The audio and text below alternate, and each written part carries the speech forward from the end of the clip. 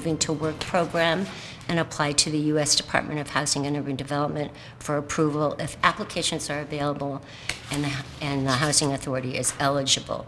Moving to Work is a special application request that allows exemptions to regulations and also allows us to develop a local strategy for housing and self-sufficiency activities. So they don't offer it frequently for housing authorities, but we wanted it in the application in case it does become a reality. That's the end of the template. So next I'll cover significant changes to the policies. For both the Section 8 Housing Choice Voucher Program and the Public Housing Program, most of these revisions are due to changes in federal regulations or HUD requirements or just clarifications of current policies. Just so you know how detailed these are, for the Housing Choice Voucher Program, there are 18 chapters, and for the Public Housing Program, there are 16 chapters, so it's quite extensive. We've been doing this, but this is something that has also been required, but I thought it was important to point this out. When we're conducting criminal record checks, we must notify the household of the proposed action to be taken prior to taking such action, and we must provide the subject of record and the participant with a copy of the criminal record and give the participants an opportunity to dispute the accuracy and relevance of the record. This again is a HUD requirement, but we didn't have it in our policy, so we've added it. This is done on applications, it's done annually on our program participants, or if there's a complaint and we pull any criminal records. Before we take any adverse action, we have to give them this notice and give them an opportunity to dispute. HUD also requires us to have a limited English proficiency policy, and we've had one for quite some time. The only change that we've made to that is we do use the language line most generally. However, we do have some individuals who choose to use their own interpreter, and we've given some guidelines for that. We had some people coming and asking to use a minor child as their interpreter, and we weren't sure that they were really understanding, and because of the importance of the guidelines for the program, we're now going to ask that those interpreters have a few more qualifications. For the Housing Choice Voucher Program only, when we're determining an allowable subsidy standard for a household, which of course impacts the amount of rent that's paid by the family, the current policy allows for an additional bedroom subsidy being provided if the household has one child less than 6 years of age. We're changing that 6 to 5 because children typically start kindergarten at 5, and we thought that might be better for them not to necessarily have to share a bedroom. So that will give the family a little more subsidy to work with to find a larger unit.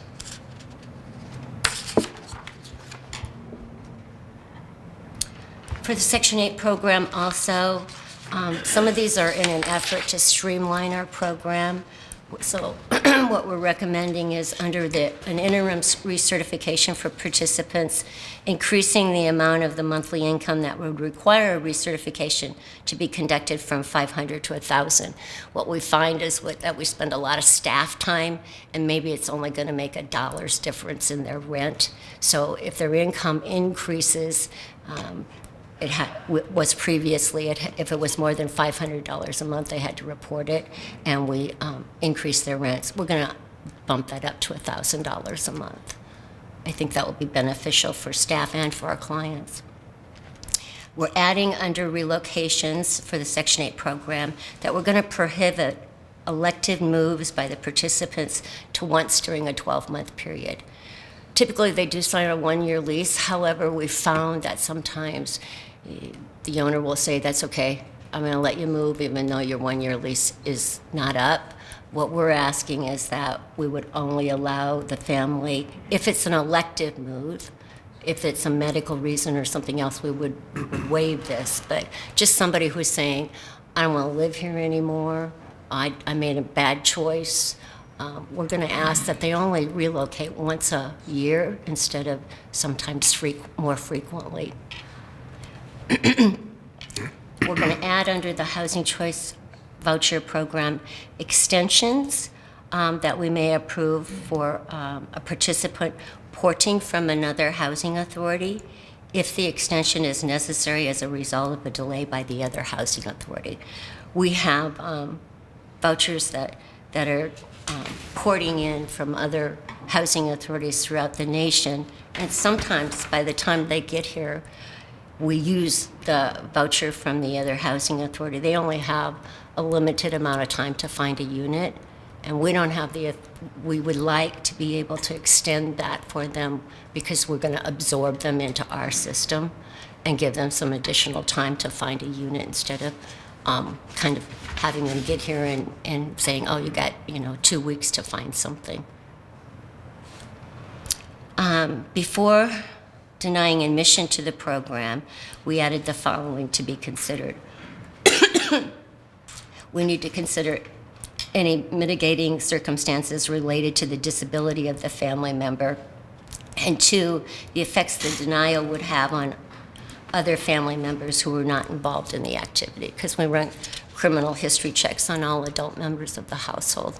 And we have found sometimes that maybe there's an adult child that if we denied the whole family, that would impact the rest of the family. If they choose to remove him from the household, then maybe we could reconsider issuing that voucher to them.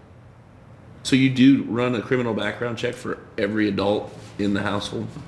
Okay.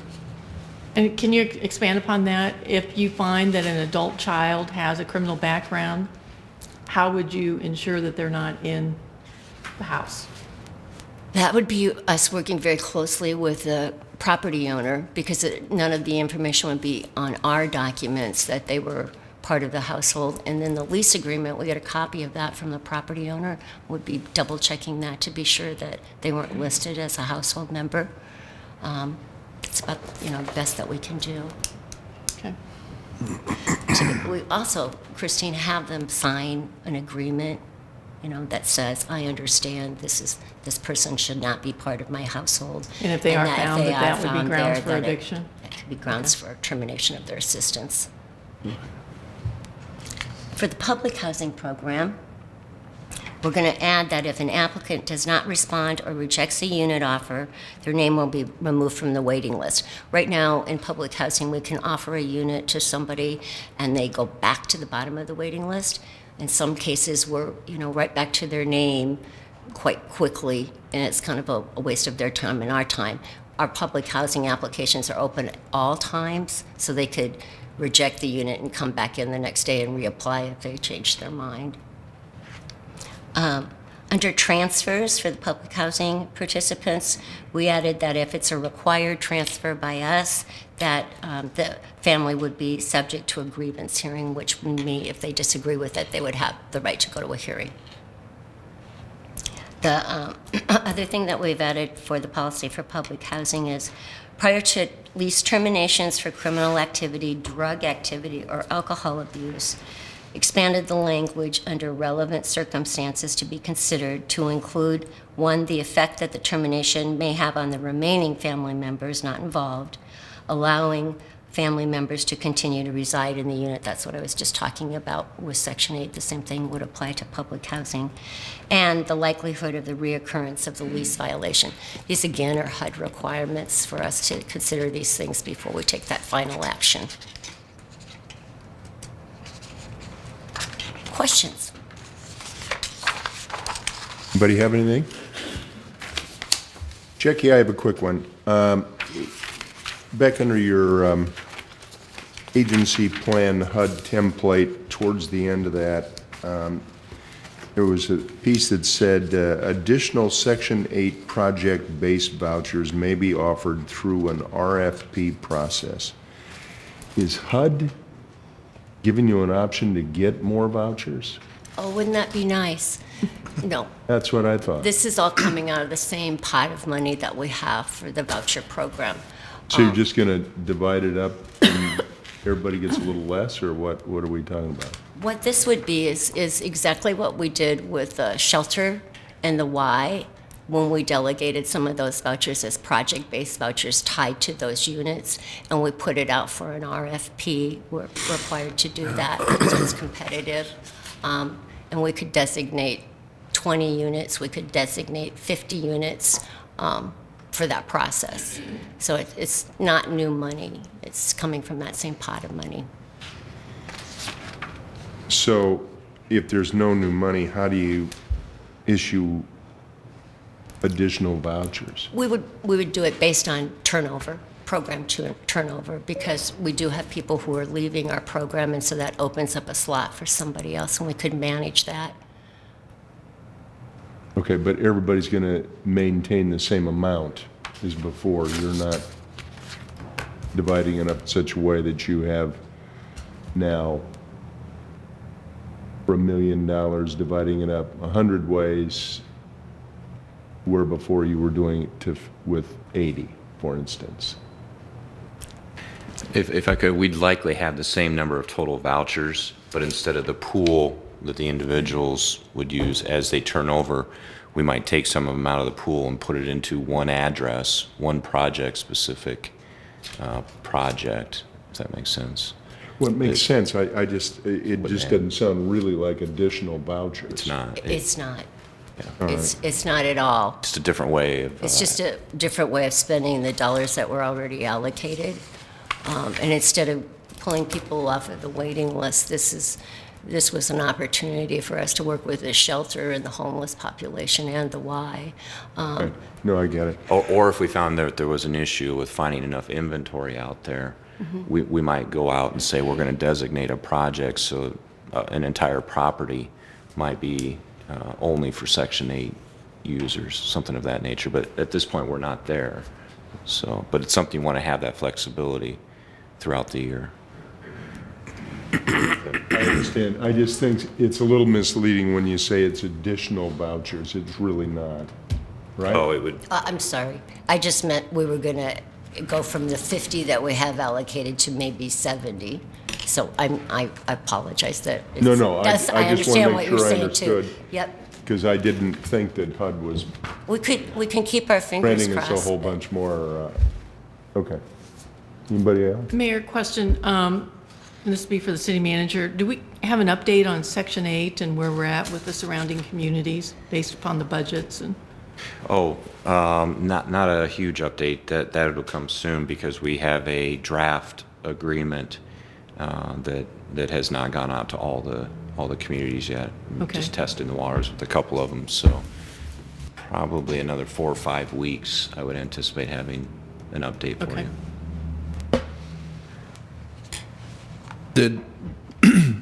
A question about the project-based Section 8 voucher program. As to the degree we measure the effectiveness or success of the voucher program, have you compared the project-based program to the general population program? I'm glad we're going to issue an RFP and identify maybe potential other ones. It just seems to me like that is a really good strategy, but I've never seen any data to back it up. Well, depending on what you want to benchmark, I would tell you that the success of somebody transitioning out and going to the open market is, in talking with the shelter, at the end of the year, their first year after occupying a project-based voucher, they're entitled to another voucher to use in the open market. And I think that they've found that that's a scary move for a lot of people. And sometimes at the end of that year, even though they're still going to get housing assistance someplace else, they're staying, which again, I think goes back to supportive services for them, though. But I think the one thing I would say just off the top of my head is I think we're seeing an increase in their income from the project-based vouchers because a majority of them, when they go in, have no income, and that the shelters and the supportive services are finding income sources for them. So I would think that would be a benchmark we'd all want to monitor too, because it's important for them to be able to build those successes. So Over time, I'd love to see, any of the data that you're talking about and anything else that you or your staff think is relevant to it. Okay, we can certainly pull that together. It's all tracked. All right, anybody have anything else? Bill, Linda? Right. Thank you, Jackie. Let's move on to Bravo Greater Des Moines. Sally?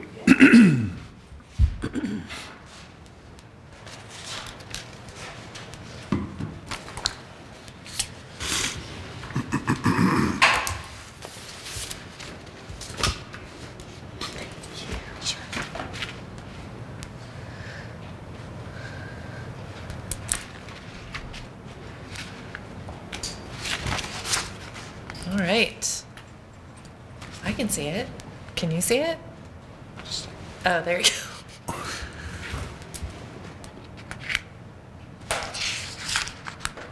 There we go. Thank you all so much for the opportunity to present this morning, and a little bit lighter topic than your first agenda item today. But I do appreciate the opportunity to share a little bit about where Bravo is, what we have going on, and really to thank you for the tremendous investment that you're making in our organization and in arts and culture in Central Iowa. Research shows that people can generally only remember 3 things from a presentation. So I have a handful of slides here, but these are the 3 key things I would love for you to walk away with from this presentation this morning. We find that a lot of people have heard about Bravo, but maybe aren't able to articulate those top 3 points when you're at a cocktail party or at a reception. What are the 3 things that we're doing for the community? So first and foremost, Bravo is investing strategically in the region, which drives quality of life and economic development. We do this primarily through our grant making function, which I will talk about, but it's important to note that we've invested more than $28 million over the last 10 years in supporting the region, and the need continues to grow. The second value proposition that Bravo is fulfilling is that we are measuring the significant impact of arts and culture on the region, and we can clearly demonstrate at this point that these are need-to-have assets. We're conducting regional economic impact studies with local and national partners, and we're uniquely positioned to gather this information and share it so that you have the data you need in order to continue to leverage your key investments in the sector. And finally, Bravo is leading the vision for the future to identify what ways arts and culture can further leverage quality of life and economic development. I know we all want to see the region grow and evolve, and this focused view is going to provide important context for that discussion. So there's a lot of complexity under each of those 3 things, but if you are only going to take that away, this is what we would love for you to leave here knowing and thinking about. Just a brief refresher, I know many of you have been on the council and involved in Bravo for a long time, so I won't go too deeply into this, but just in case you don't spend every day thinking about Bravo, we were formed in 2004, originally 9 founding local government partners. We are now at 17. We had Pleasant Hill sign on as our most recent partner beginning in this fiscal year. We were formed primarily to serve as a centralized grant funder to the arts, culture, and heritage community. We are able to leverage the resources of the region in a way that individual municipalities were not able to do. This is a complex funding process that ensures city funds are distributed in a transparent and accountable way without putting undue burden on city councils. You all have way other things to do besides making decisions about these investments. We are currently a little over 2 years into a 3-year strategic plan, and it's strengthening our capacity to serve this function and meet additional community needs that have arisen since our founding. Like everyone, we are really working hard to remain relevant and provide increasing value to the region over time. One of the primary ways we're evolving is to increase our service as a grant maker. This was clearly identified as our top strategic priority and our primary community function. It is the reason we were formed, it is the primary function we still serve today, and it has been a wildly successful effort for us. As I said, more than $28 million in operating grant funding has been awarded since 2006. This is a powerful number by any measure, but it's especially powerful when you consider that this is more than 90% of all 28E revenue that has been received. The money is coming in and it is going back out in service to the community. We've been able to maintain this level of investment over time despite a dramatically changing cultural landscape. When Bravo was formed, the region was a very different place with respect to arts and culture. We had 33 cultural partners in 2006 and nearly 70 for grant cycle 17. While revenues to Bravo have grown in the last 10 years, so has the number of arts organizations receiving funding. It's important to note that bottom bullet point, though, that while we're getting more money in and there is more need, we're not just giving the same money to more money to the same organizations. Our landscape has changed, and we've been able to maintain a stable average grant despite that changing landscape, which is one of the things that is valued most by our cultural partners, is the stability of funding they can anticipate from Bravo. Our best known grant program is our cultural enrichment grant. This is the one that consumed by far the largest portion of our funding. In November, we wrapped up this cycle and had nearly 70 applications, including from organizations in 12 of our 17 local government partner communities. We think that demonstrates Bravo's regional nature. More than $4.2 million in support was requested, which exceeded available funds by about $500,000. So the need is still outpacing the demand. Fortunately, though, we were able to make significant awards totaling more than $3.5 million, and those investments were spread across the region. Again, the key value that we're serving here is that we were able to strategically leverage these investments in our role as a regional funder more effectively than any individual community would have been able to do. We work really hard. We go back and forth.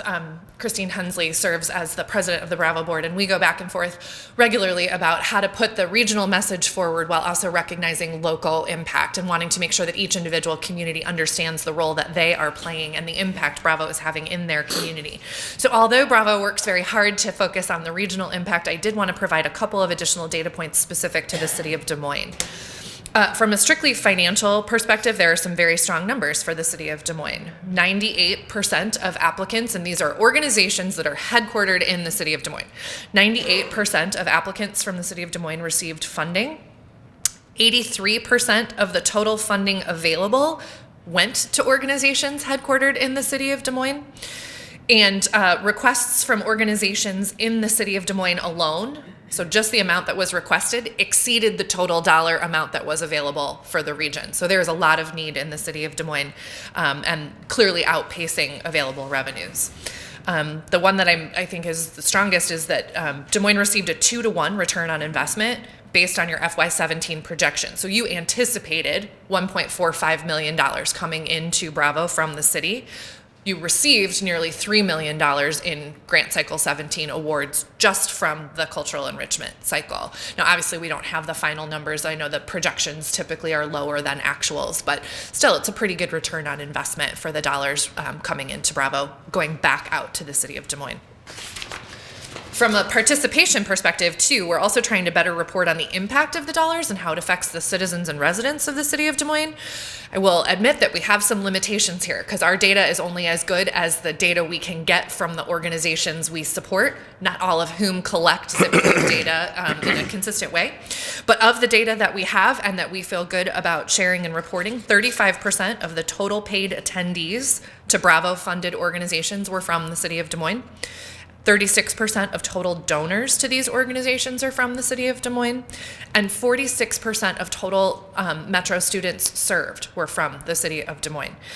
So clearly, Des Moines residents are supporting and benefiting from the programs Bravo is serving.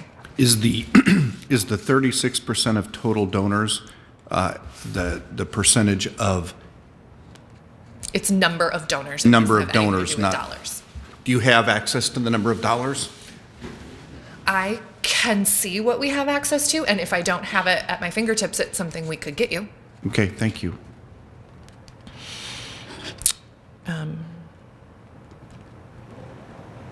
Just make a note, Chris. Okay. Okay. Within our grant-making function, we also are trying to be responsive, not to belabor this strategic investment point, but it is our core priority. We are trying to be more responsive. We have heard from a number of our community partners that there are new and different needs evolving throughout the region with funding.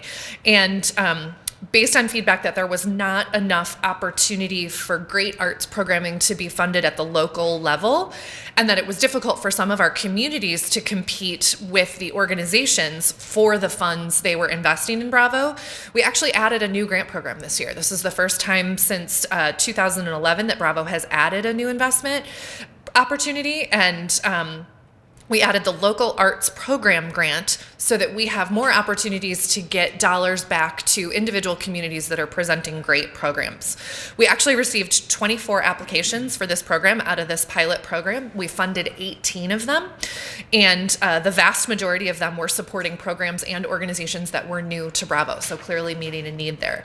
We definitely learned a few things. It's a 2-year pilot program. We're making some slight modifications as we roll this out for grant cycle 18, and then we will take all of that input and rejigger the program once we get it to a more solid place. But we felt that this was very responsive to our local government partners, and we are pleased to be able to take that input and make changes. Can you give some specific examples of some of those that were funded? Yeah, a great example of a project that was funded was actually in Pleasant Hill. They do an art along the lake. It was a pilot program for them. It's something that they had not done. It cost the city less than $5,000 to put on, and it gathered more than 1,000 people came down on a sunny Saturday. It was local artists, it was local musicians, it was local food, volunteer.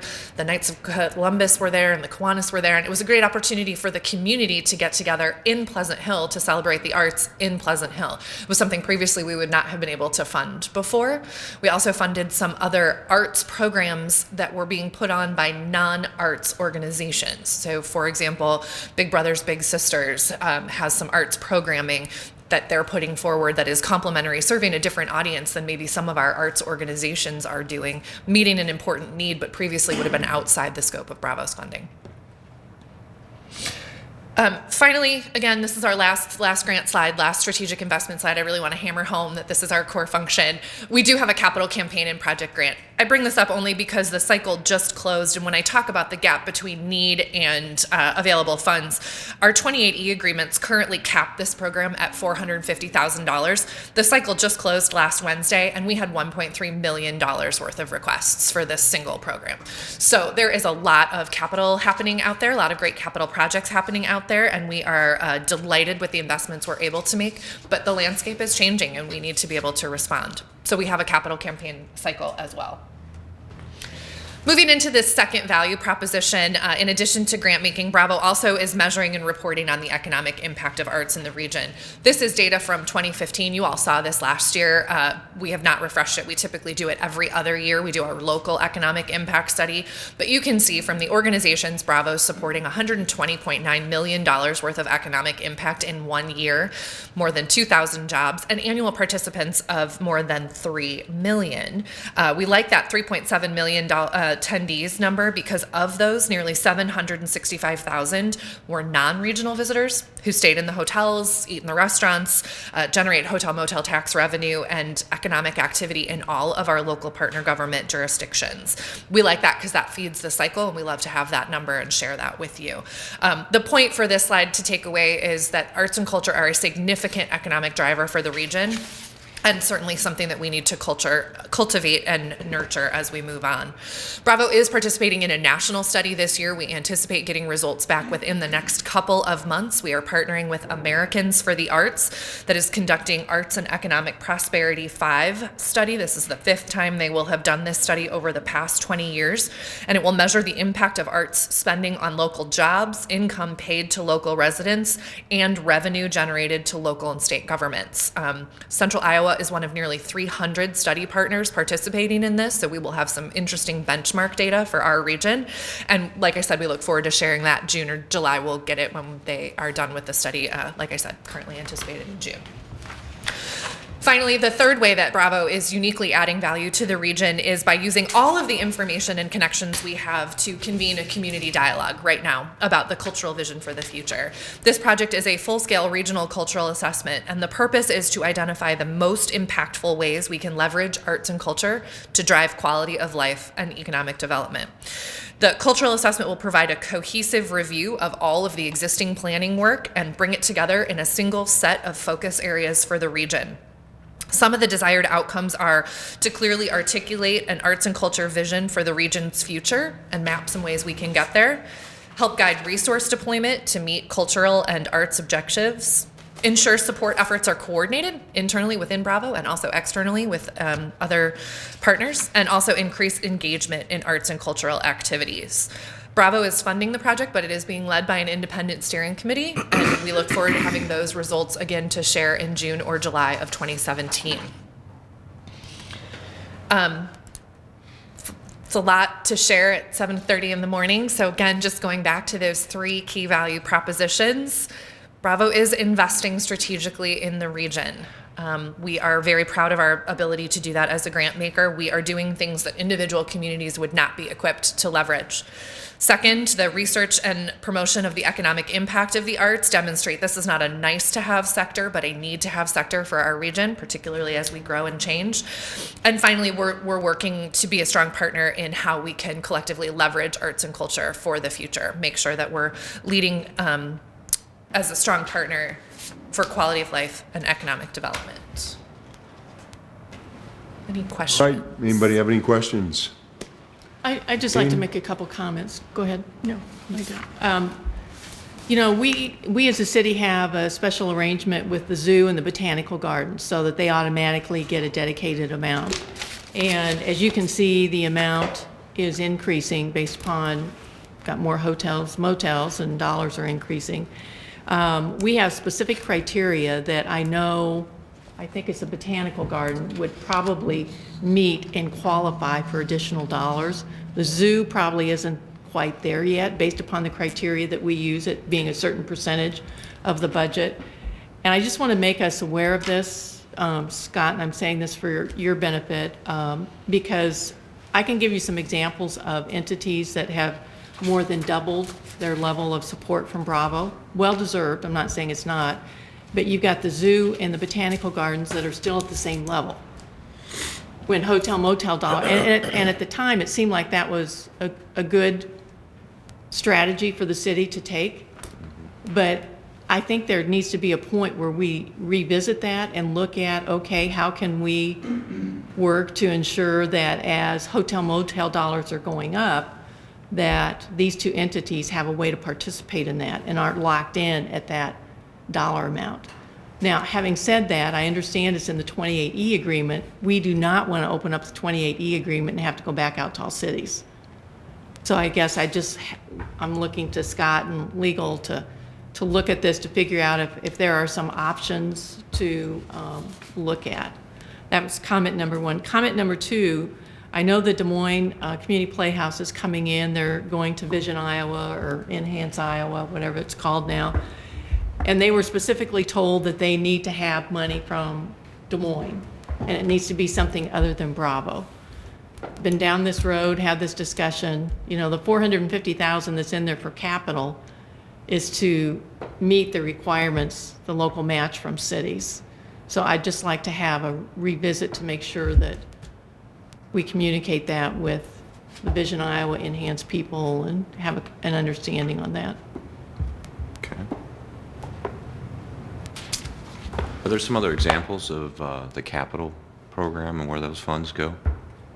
I can get you a list of last year's investments. Is it usually venues or equipment or? It's been a combination. We invest in both capital campaigns and capital projects. We changed the rules last year to make sure that any investments were in projects that were at least $10,000 worth of work. We had been investing a lot of time and energy in smaller capital investments, so we moved that threshold up that the overall project or campaign has to be at least $10,000.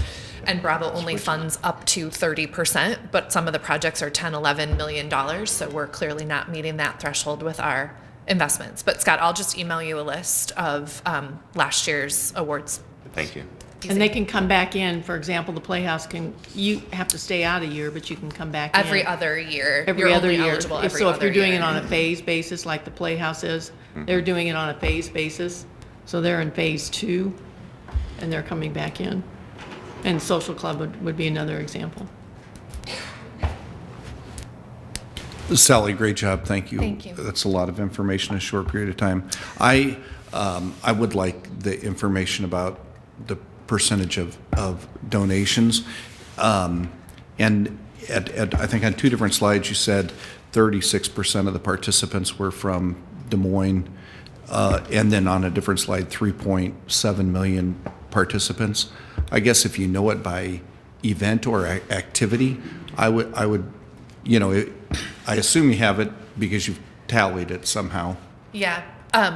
I will get you what we have, Chris. We are really limited on the availability of our information, and we've asked for it. So the 3.7 million in attendees came out of the economic impact study work that was done in 2015. So it was a different set of data than we're using to give you that 36% number, which came out of this last year's cultural enrichment grant application. Okay. There are questions we didn't ask. So the data we have is only what we asked for. Okay. So I will have to go back to the organizations that we fund and ask them to go into their systems to get the information. If they have it, they have been very generous and are more than happy to share it with us. It's just that it's not data right now that Bravo has. It's a gap in something we need to do better. We need to more consistently have that information so we can see those ebbs and flows. But right now, we've been somewhat limited with our capacity. So it's a great question, and I will do my very best to get you some relevant follow-up. But I don't have it. Yeah, I didn't expect that. Yep. I do have a whole different question too, yep. And I assume that you're not going to be able to respond to this in detail off the top of your head. I get that, but you know, fundamentally, I think when we think about what should government be spending their money on, it's to provide services to our citizens and to make sure that government can prosper so we can, you know, fund police officers and firefighters and parks workers and engineers and so on, to make sure our community is strong. In that, though, I think when we're given money away, one of my benchmarks is, are we making services available to people that otherwise couldn't? Yep. And if all we're doing is using taxpayer money to enhance services but not expand it to people that otherwise wouldn't be able to use it, I think that we're missing an opportunity. So the question is, what in your of all the grants that you're giving, how much is it specifically intended to help people that are lower income or that don't have access to the shows at the Civic Center or participating in things? One of the reasons why we probably have a lower than we'd wish participation in some of the venues is our folks just can't afford to go do a lot of the things that happen at some of the places that we're funding. And that's when, and ultimately that'll be either what drives success of Bravo or ends Bravo, when the citizens say, well, we're spending a lot of money for other people to get a benefit out of. And in Des Moines, we have a lot of people at the lower income brackets, and they have to see some benefit for themselves as well. So do you measure that, or are there specific grants? How can, if we wanted, 10 bullet points as we go out to neighborhoods that are, filled, some of them with people at the lower end of access to services like this, what can we tell them is good about Bravo for them? Well, I can probably get you 10 bullet points, but just off the top of my head, a huge percentage, so just use round numbers, 70 organizations received funding from Bravo. A huge percentage of those organizations are free. They're putting on free programming. Music Under the Stars is a great example. The Des Moines Arts Center, the Arts Festival. There are some that are fee for service, for sure. But there are a large number of organizations that are putting on programming that is free. There are a large number of them that are specifically targeting the after-school arts program, for example, is a great one that we fund. City Voices is a terrific one within the Des Moines Public Schools, providing voice lessons to students that otherwise could not afford voice lessons. So there's a large percentage of our dollars that are going to meet the needs of populations that wouldn't either can't afford or wouldn't choose to spend their money on some of maybe the higher end, better known, higher ticket price organizations. And I can for sure provide you a list That'd be of great. all of the organizations that are being funded by Bravo with just a little couple of sentences about each of them. But this is one of the misperceptions that we haven't done a good job of countering, is to let you know that there's a lot happening out there that Bravo's funding that wouldn't be on your list of known. So let me work on that list of 10 bullet points for you. That'd be great. The percentage of our organizations, we do ask them, do you provide accessible programming for underserved audiences? And let you know the percentage that said yes to that question. I will put out there, though, this is a dialogue. This is not for me to come once a year and tell you this is what I know. If there are specific data points or things you want to know, please reach out to me. Scott can let me know. Christine can let me know. If there are specific things you want us to be asking, we only do applications once a year. So we just need to be in front of it a little bit, but we'd love to collect this information for you. And we'd love to provide data that is relevant. We just don't always know what's important to us relative to what's important to you. So I'm happy to do this follow-up, and hope you'll appreciate we do have a few limitations because we only have what we have. And right now we're a staff of 2, so we will do our very best to get it back to you. But that's a great question, and I'd love to hear more if you have other thoughts. If these 10 bullet points don't ring your bell, let me know what will. Okay, thank you. Will you send it to all of us? Yeah, I'm, Yeah, And it just- I'll just send it to Scott, and then he'll Yeah. make sure everybody gets it. Thank you. All right, anybody have anything else? I have one thing, Mayor. You got it. I would just like to remind my fellow council members of Trash Bash that is coming up on Friday, April 21st. And the city has chosen Sergeant Park, which is over in my neighborhood. And we would like all of you to join us starting at noon. I know there's some things downtown, but we'd like to gather as a council at noon at Sergeant Park. So please join us and then go to other places, or you can spend the entire day there. Last year, we had over 1,500 volunteers and we picked up over 40,000 pounds of trash and recyclables. So please join us, and we'd like everyone who's listening to come and join us also. Thank you. All right, anybody have anything else? All right, thank you all for attending our workshop. This meeting is adjourned. Thank you.